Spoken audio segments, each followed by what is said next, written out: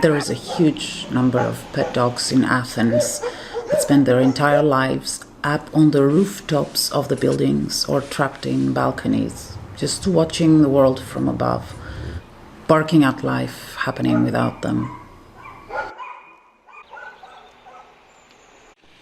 To understand the situation, one needs to understand the architecture of the city. People here live in flats. Athens is like a grey jungle.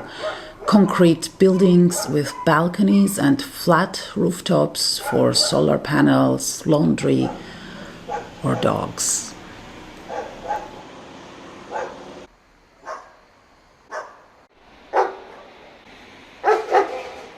If there is a front yard or garden, the dogs are also kept there.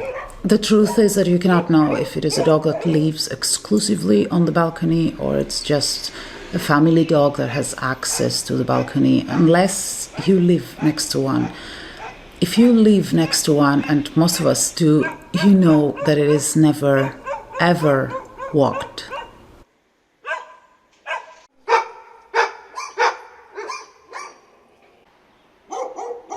The front or backyard are different. It is cruel, but the animals have their feet on the ground, being raised above, stepping on concrete and tiles, never having access to ground, to earth. Looking down at the world is incredibly unnatural for a dog. And those few square meters is where they sleep, where they eat, where they pee and poop, where they exercise their vocal cords, constantly barking at everything and everyone. There is no stimulation when you are locked up there day and night, so the dogs look for stimulation, and it is usually other dogs being walked on the street in front of them. There are times when you walk your dogs and the noise from the barking around is incredibly stressful for the owner and for the dog and for the neighbors and for everyone.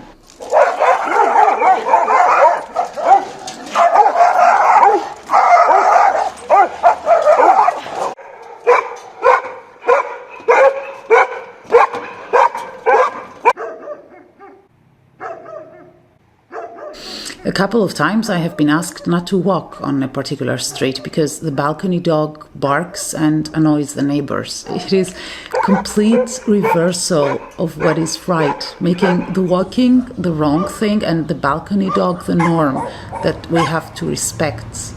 You almost feel guilty for walking your dog because all those dogs around are barking and the neighbors look at you as if it is your fault.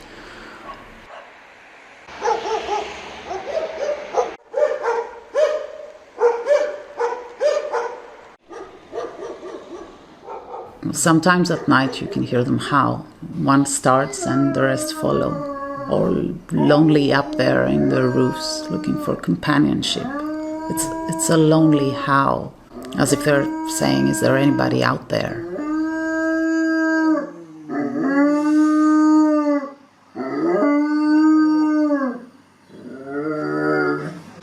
A couple of years back, the tenants of the building where I live had a meeting. The lady in the ground floor proudly announced how their dog is living outside on the balcony, and she got a good for you from every single tenant apart from me, that I was just sitting there completely astonished. Such living conditions for a dog are socially acceptable still. Once I was asked by a co-worker in the school where I used to work if I keep my dogs inside the apartment. It was a genuine question with a slight hint of a dirty apartment, I guess. I just told her that for a 27-year-old woman living in a European capital city, such questions are not even appropriate. Education will probably fix things, but we have a long way to go.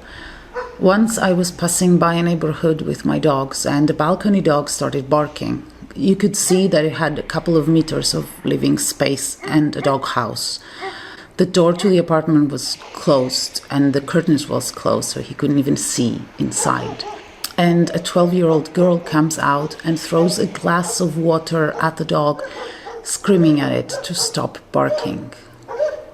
And when you stop and look, or worse in my case, when you stop and film, the owners get really aggressive if they spot you because they just know that they are doing something wrong. We have requests for adoption for roof dogs.